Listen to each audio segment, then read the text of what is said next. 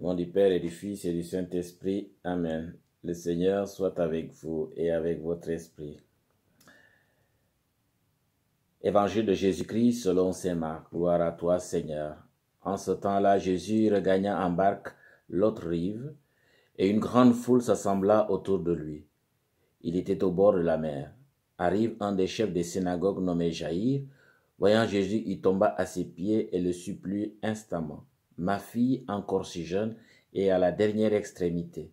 Viens lui imposer les mains pour qu'elle soit sauvée et qu'elle vive. Jésus partit avec lui, et la foule qui le suivait était si nombreuse qu'elle l'écrasait. Or, une femme qui avait des pertes de sang depuis 12 ans, elle avait beaucoup souffert des traitements de nombreux médecins, et elle avait dépensé tous ses biens sans avoir la moindre amélioration. Au contraire, son état était plutôt empiré. Cette femme donc, ayant appris ce qu'on disait de Jésus, vint par derrière dans la foule et touche ses vêtements. Elle disait en effet, si je parviens à toucher seulement son vêtement, je serai sauvée. En l'instant, l'hémorragie s'arrêta et ressentit dans son corps qu'elle était guérie de son mal. Aussitôt Jésus se rendit compte qu'une force était sortie de lui. Il se retourna dans la foule et il demandait, « Qui a touché mes vêtements ?»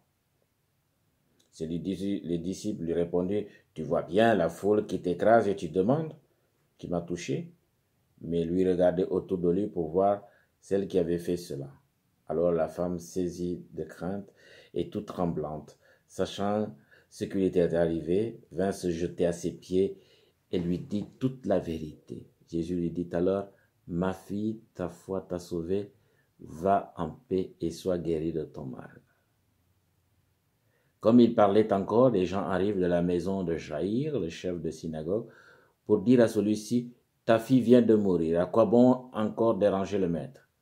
Jésus, surprenant les mots, dit au chef de synagogue, « Ne crains pas, crois seulement. » Il ne laissa personne l'accompagner, sauf Pierre, Jacques et Jean, le frère de Jacques. Ils arrivent à la maison du chef de synagogue. Jésus voit l'agitation et des gens qui pleurent et poussent des grands cris. Il entre et leur dit, « Pourquoi cette agitation et ces pleurs? L'enfant n'est pas morte, elle dort. » Mais on se moquait de lui. Alors il met tout le monde dehors, prend avec lui le père et la mère de l'enfant et ceux qui étaient avec lui. Puis il pénètre là où reposait l'enfant. Il saisit la main de l'enfant et lui dit, « Talitha koum », ce qui signifie, « Jeune fille, je te le dis, lève-toi ». Aussitôt la jeune fille se leva et se mit à marcher. Elle avait en effet 12 ans. Ils furent frappés d'une grande stupeur, et Jésus leur ordonna fermement de ne laisser savoir à personne, puis il leur dit de la faire manger. Acclamons la parole de Dieu. Louange à toi, Seigneur Jésus. Voilà, cher bien Annie de la Chiesa, voilà. On se souvient, avant cet épisode de ce 13e dimanche, qu'on avait fait une traversée mouvementée avec une tempête et des vagues sur cette mer de Galilée. Et nous arrivons enfin de l'autre côté de la rive. Cette traversée était une opportunité pour renforcer, dirait-on, la foi des apôtres et des disciples, car tous reconnaîtront qu'il est le Seigneur. Et même les vents et les tempêtes de la mer lui obéissent. Ça, c'est top là. Un bon enseignement là, parce qu'ils avaient chialé, ils avaient peur là. Là, ils comprennent que c'est clair là. Ils sont avec la bonne personne et l'embarquer avec lui. C'est Jésus-Christ. C'est dire que Jésus est celui qui peut nous sauver de tout péril, quand tout semble nous submerger, quand nous faisons appel et confiance en lui dans les différentes vagues et tempêtes de notre vie. Comme disciple, en sa compagnie. C'est Jésus, l'homme de notre situation, de notre salut. Oui, comme pour renforcer cette foi en Jésus-Christ, le Messie de Dieu, deux autres situations s'invitent en arrivant sur l'autre rive. La guérison d'une femme victime des hémorroïdes depuis l'âge de 12 ans et le retour à la santé d'une jeune fille, pas n'importe quelle jeune fille, c'est la fille du chef de synagogue, celui qui préside le culte juif. Ce juif s'appelle Jaïr. C'est lui. Hey, c'est le symbole tout d'Israël derrière lui. Eh bien, les deux personnes qui vont être guéries, le premier, cette femme qui ne demande pas et qui vole un peu, et chipe la capacité de Jésus de savoir faire quelque chose, hein, de puissance, de sa grâce, ben, elle avoue que voilà.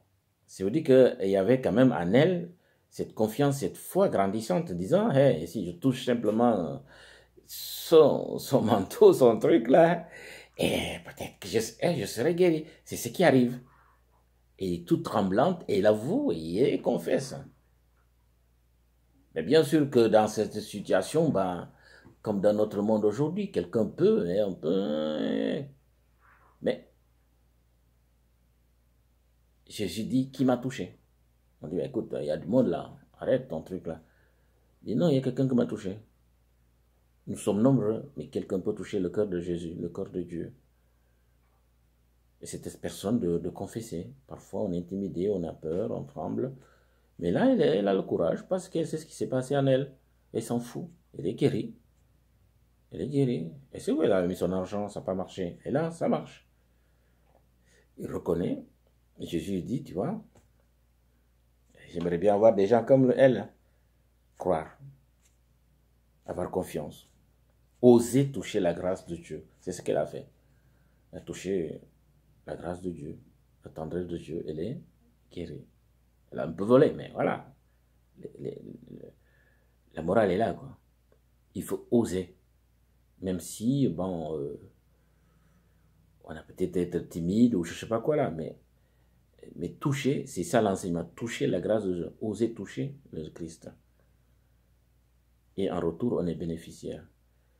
L'autre, c'est oser demander. Jaïr, pas honte, c'est une synagogue. C'est pas la même façon de faire que la nouvelle religion, voilà, mais il va oser demander. Et rien ne l'arrête. Malgré les découragements des gens de à droite, comme dans la vie de tous les jours, hein, il y a toujours des gens, oh, ouais, t'as toujours machin, tout ça, et puis t'as tous les mal. Non, elle persiste. Il persiste du moins. Il s'obstine, voilà, il va jusqu'au bout. On lui dit, ben, elle est morte, c'est pas la peine. Mais non, il insiste. Et je vous dis qu'il y a une persévérance dans la foi, elle est gagnante. C'est ce que Jaïr nous montre aujourd'hui. Il persévère et sa fille va être guérie. À l'étonnement de tous. Croyez-moi que toute sa maisonnée et toute la bande, hein, son prêche du dimanche, là, du sabbat, là, croyez-moi que ça va changer. Et on comprend. Hein, on comprend. Voilà deux attitudes pour renforcer encore pour les disciples. Ils disent, tiens, la tempête, et puis là, la femme hémorroïde, la fille de Jaïr. Oh, on a le bon gars. Il faut se laisser toucher par la grâce de Dieu. C'est lui. C'est eux qui ose gagne, quoi. C'est avec lui. Se dire que c'est le questionnement pour nous. Nous sommes avec qui? Nous embarquons avec qui? Qu'est-ce que nous faisons pour que cette grâce de Dieu nous touche? Nous soyons bénéficiaires. C'est l'appel à l'audace dans la foi. Oser se laisser toucher par la grâce de Dieu.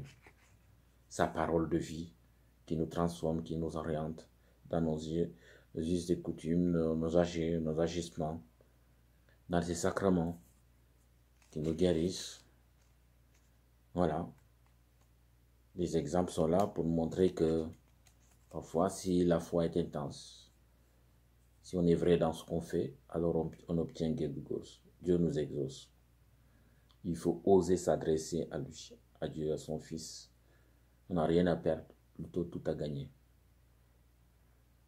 Alors, demandons à cette circonstance que Dieu nous donne ce toupet, cette audace de demander. On ne va pas avoir honte. On s'en fout des candidats. On s'en fout des indexations, des découragements. Il faut oser aller toucher, demander. Enfin, la merder, quoi. Demandez, vous recevrez. Frappez, on vous ouvrira. Voilà. Voilà l'enseignement que nous pouvons tirer parmi tant d'autres de ce dimanche-là. Eh bien, bon dimanche, Annie. Porte-toi bien.